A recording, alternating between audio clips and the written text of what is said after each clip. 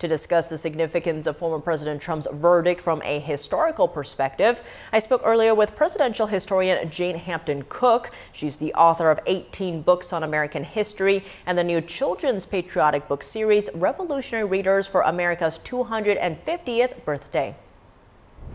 Jane Hampton-Cook, thank you so much for joining us. Great to have you back on the show.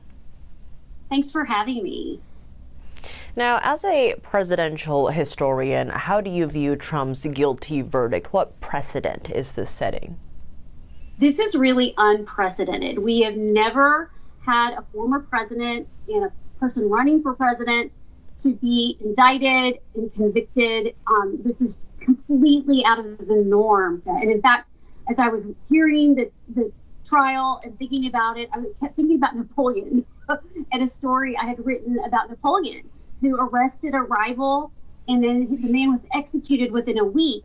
And then in the newspapers, the testimonies that came out that were presented in the trial, the people said, that's not what we said.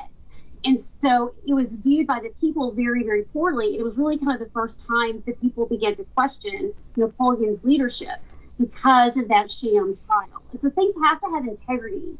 That's part of the American way, is to have integrity. And that's what's really lacking, I think, right now in our culture and in our government. I want to zoom in one part that you touched on. How unique is it to prosecute a former president who is also currently running for president?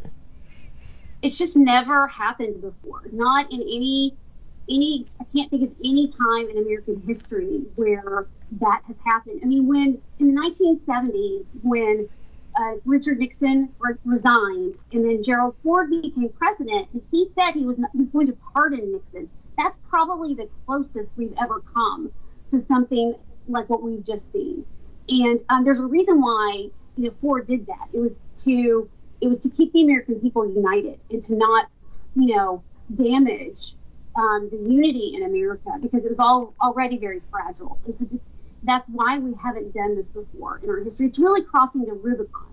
It's kind of it's potentially very dangerous. And it remains, of course, to be seen what happens in the future, but it's just not something that's healthy for a democracy or a republic. Switching gears a little here, you've also written about the appeal to heaven flag that Supreme Court Justice Samuel Alito's wife flew. Now, critics are now calling for the justice to recuse himself from Trump's presidential immunity case. Now, that flag actually traces back to the 1770s. Tell us more about that.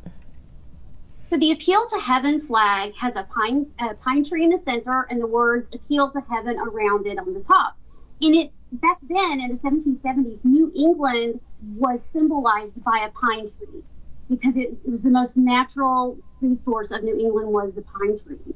And so appealing to heaven was their way of saying, look, we've done everything we can in our human world. We need to now appeal to heaven for the justice of our cause of freedom from England. So appeal to heaven means pray. There's absolutely nothing wrong with this flag. And force Justice Alito's wife to fly it.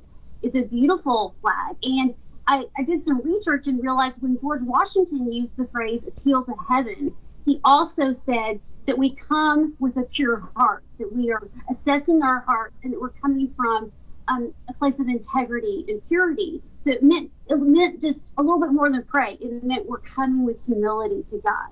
And that's what it culturally meant to the people in the 1700s, and especially in 1776 when America was fighting for its freedom from England.